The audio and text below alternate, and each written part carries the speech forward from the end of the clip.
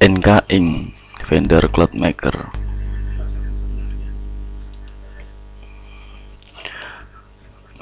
Beranggotakan Nadim Mustafa, Andika Eko Nugroho, Andika Ardi, Imam Listianto, Ambar Puri Dewawati. NK Inc. adalah sebuah brand usaha jasa yang bergerak dalam bidang konveksi, yang bergerak di bidang produk dan jasa pakaian, konveksi, mikrogarmen. Kami siap bekerja sama dengan mengirimkan sampel produk, bahkan siap memberikan bantuan konsultasi desain untuk kebutuhan unik seragam Anda. Visi: menjadi home industri jasa konveksi atau garmen skala nasional dan internasional. Sasaran: menjadi home industri penyedia produk dan jasa konveksi yang profesional. Tujuan: dengan berbekal sasaran di atas dan sebagai home industri yang bergerak di bidang produk dan jasa konveksi, kami memfokuskan diri untuk menjadi penyedia produk dan jasa konveksi yang berorientasi pada kepuasan pelanggan. Kami berpengalaman di bidang konveksi, dengan dukungan para pegawai yang berpengalaman di bidangnya, mampu menyediakan berbagai produk sesuai kebutuhan konsumen. Keunggulan konveksi kami selalu mengedepankan kerja kreatif, inovatif, harga kompetitif, dan kualitas bahan yang terbaik, dan pelayanan cepat. Menerima setiap pesanan dengan skala kecil maupun partai besar. Meliputi bahan kain konveksi yang kami gunakan antara lain seperti jaket, kami menggunakan drill, parasut atau parasit, taslan, BB canvas, canvas shading, canvas ring, canvas marsoto, ripstock, jeans, micro, high twist, semi wool, Diadora, Adidas, Lotto, dan ada lagi seperti cotton fleece PE, dan masih banyak lagi. Apabila pada kaos dan polo shirt, kita menyediakan bahan seperti ada PE, ada cotton carded, cotton combat, PC, dan sebagainya. Namun di antara pilihan tersebut, untuk bahan katun yang terbaik adalah katun combat. Tergantung nanti spesifikasi ketebalan mulai dari 20S, 24S, 30S sampai 40S gitu.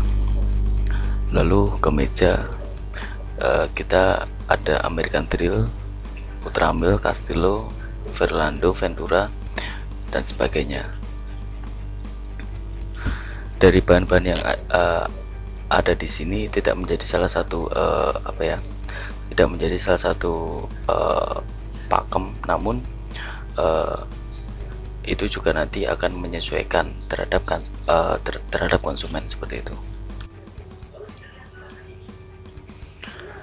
Lalu sistem ukuran yang kami gunakan yaitu SM, L, XL, XXL, dan seterusnya.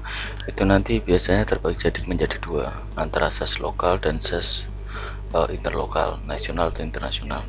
Namun di luar itu tersebut nanti juga kita mengembalikan lagi terhadap konsumen, permintaannya seperti apa, seperti itu.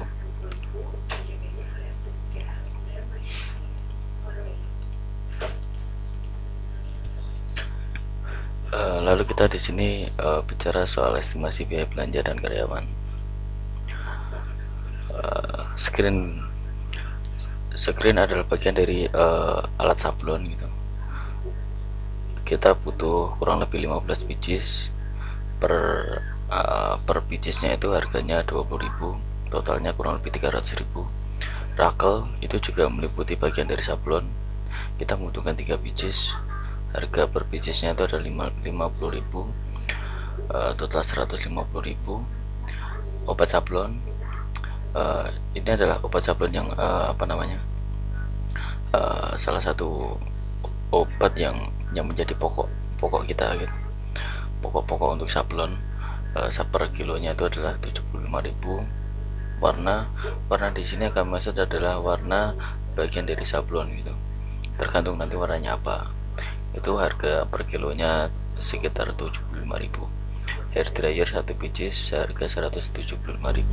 Hair dryer itu nanti berfungsi untuk mengeringkan obat sablon dan lain-lain.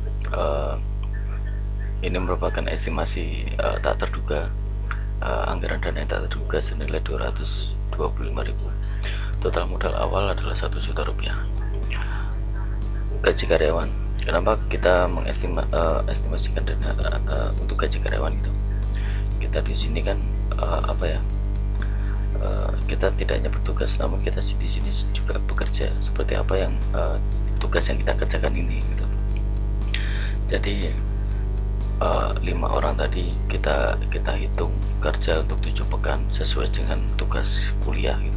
Pertemuan kuliah kurang lebih kan ada 7 pekan gitu.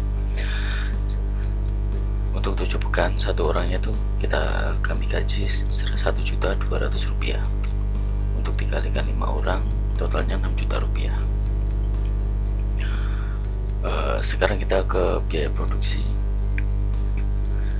Ini hanya kami ambilkan dari sebuah contoh gitu.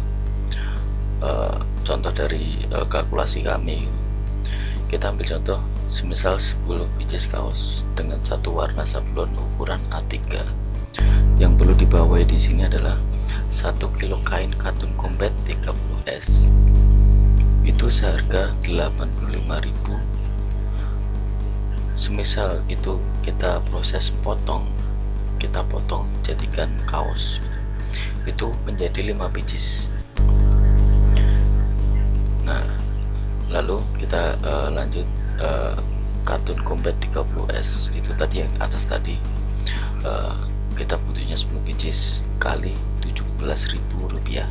Nah, angka 17.000 tadi itu kami dapatkan dari angka harga kain tadi yang seharga 85.000 dibagi 5 pieces, jatuhnya pembulatan di angka 17.000, total 170.000. Untuk sablon 10 pieces, per piecesnya kita bulatkan seharga 6.000, total 60.000. Jahit 10 pieces kali 5.000. Nah, perlu yang di garis bawahi juga lagi bahwasanya di sini untuk proses jahit kita bermitra kerja terhadap penjahit di luar gitu. Itu di harga 5.000.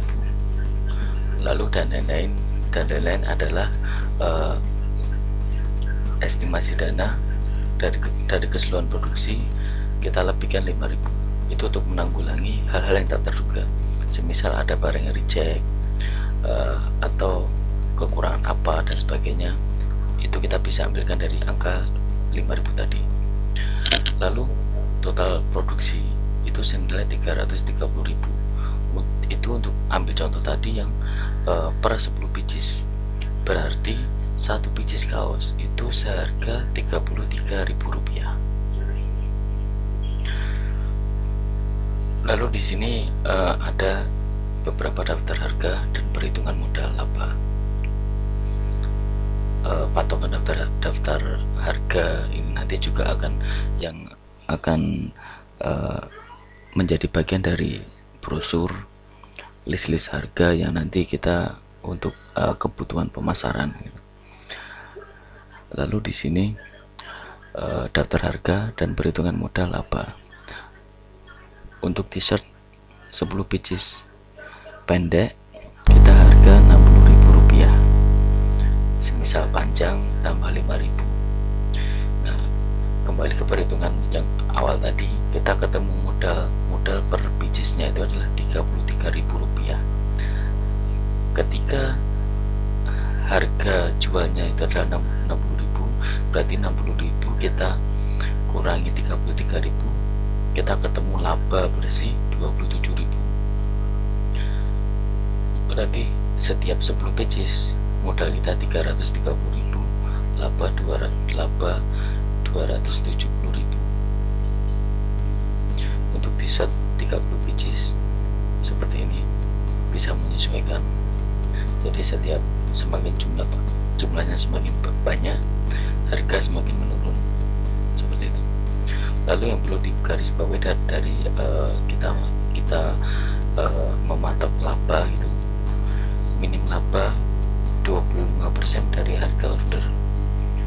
Jadi kalau semisal total ordernya itu adalah semisal 2 juta seperti itu, nah itu kita wajib ambil minim laba 25% dari 2 juta itu tadi.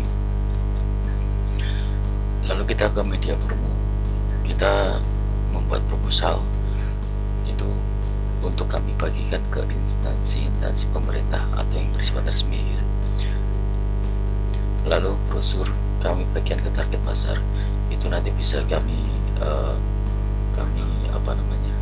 kami bagikan ke ketiga kalau sewaktu mungkin CFD gitu. Lalu kita bisa menyebut pula kita bisa mendatangi SMA gitu. Ke murid-murid itu kan biasanya mereka itu sering bikin kaos apa. Nah itu bisa kita jadikan salah satu target pasar gitu.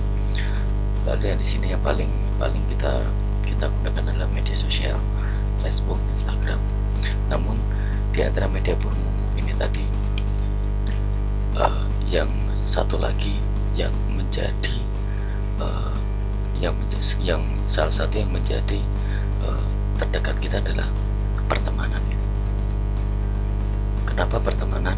Karena begini, tugas ini hanya diberi waktu selama 7 pekan, 7 minggu gitu. Ketika kami harus membuat sebuah promo gitu untuk target, ketika kita langsung instan terjun ke lapangan dan sebagainya, itu nanti akan membutuhkan waktu yang sangatlah panjang gitu. Karena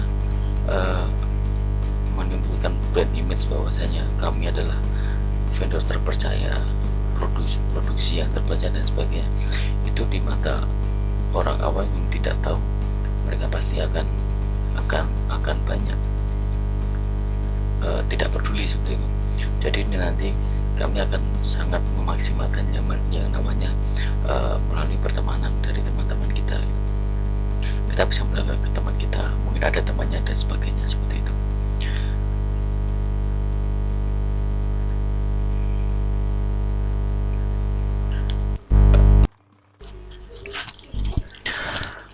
Lalu di sini kita jelaskan untuk target kerja kami selama 7 pekan. Minim harus mengerjakan sejumlah 350 pieces dengan nominal laba bersih 7 juta rupiah. Untuk 350 pieces itu tadi kami targetkan secara umum itu kita fokuskan ke pakaian kaos gitu. Kenapa kaos? Karena kaos itu adalah produk yang paling mudah untuk dijual. Kalau lihat pengalaman dari teman-teman di luar sana, orang yang mau bikin kaos itu biasanya itu lebih banyak daripada mereka yang mau order pakaian jaket, kemeja, celana dan lain-lain seperti itu. Dari 350 itu tadi kita harus bisa dapat nominal laba bersih senilai 7 juta rupiah. Angka 7 juta rupiah tadi itu bisa kita kalkulasikan dari tadi. Laba daftar yang ada di atas tadi, laba berapa, bisa kita kalikan ke angka 350 pieces, dan itu harus bisa target senilai 7 juta rupiah. Itu untuk kita kembali balik modal tadi yang berapa, kurang lebih 1 juta, dan plus untuk menggaji karyawan yang meliputi anggota-anggota kuliah tadi yang menjadi bagian kelompok ini. Lalu untuk pekan 1 kita mulai mengumpulkan modal, anggota tugas kuliah, menentukan lokasi rumah untuk produksi. Nah, di rumah ini nanti itu yang akan menjadi salah satu fokus pusat gitu, mulai dari kita pemasaran, lalu kita produksi sablon dan sebagainya di rumah tersebut. Lalu kita melakukan belanja keperluan pokok, screen, rakel dan lain-lain keperluan yang seperti yang ada di atas tadi. Kita juga harus sudah produksi proposal, brosur, pamflet, keperluan promo, mencari order. Nah, di sini pekan 1 ini juga kita targetkan untuk urusan mencari order promo, pekan 1 harus sudah jalan. Untuk pekan kedua kami fokus untuk pemasaran, mencari order gitu. Untuk kembali ke tugas tadi, dari 5 anggota itu kami bagi tugas. Satu, Andika Eko Nugroho, dia sebagai kepala produksi. Nadim, dia sebagai administratif, dia yang mengurusi berbagai data dan keuangan. Lalu 3 teman kita, Imam, Andika Ardi, dan Puri, dia nanti sebagai yang melakukan pemasaran, yang terjun ke lapangan untuk mencari order. Lalu di pekan kedua ini target kita hasil pemasaran pekan 1 harus sudah ada hasil, minim sudah masuk 1 paket order 150 biji. Lalu pekan ketiga kita harus fokus pemasaran, masih fokus pemasaran untuk mencari order. Hasil pemasaran pekan 2 harus sudah ada hasil, minim sudah masuk 200 biji. Fokus pemasaran untuk pekan keempat kita masih untuk fokus pemasaran dalam tanda kurung apabila target tidak tercapai. Lalu di pekan keempat ini nanti kita juga harus sudah naik produksi untuk semua order yang telah masuk. Yang perlu digarisbawahi di sini adalah waktu produksi untuk semuanya itu adalah selama 2 pekan, 2 minggu, maksimal 3 pekan. Lalu biasanya kalau kami berunding dengan konsumen, kami meminta jangka waktu produksi itu adalah selama 4 pekan gitu. Jadi itu nanti untuk menanggulangi apabila kita ada kendala di produksi dan kita harus memakan waktu lebih dari 3 pekan. Jadi untuk hal itu setidaknya aman lah. Jadi konsumen tidak harus merasa bahwasanya deadline pekerjaannya itu adalah tidak deadline atau lewat dari batas waktu. Lalu di pekan kelima pemasaran atau order yang harus sudah target. Jadi order yang harus sudah masuk itu adalah sejumlah 350 biji tadi seperti yang kita targetkan. Ya itu bisa nggak bisa harus target gitu. Lalu di pekan kelima ini juga kita fokusnya itu adalah produksi untuk yang sudah masuk. Pekan ke-6 kita masih tetap fokus produksi. Lalu kita harus mengusahakan di pekan ke-6 ini nanti kita harus sudah bisa melakukan finishing untuk produksi yang telah jadi dan bisa kami serahkan kepada konsumen. Pekan ke-7 ini adalah pekan terakhir, semua order harus sudah jadi dan diserahkan kepada konsumen. Lalu rekap pendataan semua order yang telah diterima, itu nanti meliputi jumlah barang yang kita produksi, lalu laba yang kita dapat gitu, lalu pembagian gaji dan sebagainya. Lalu yang terakhir adalah laporan kerja tugas kewirausahaan terhadap dosen. Terima kasih.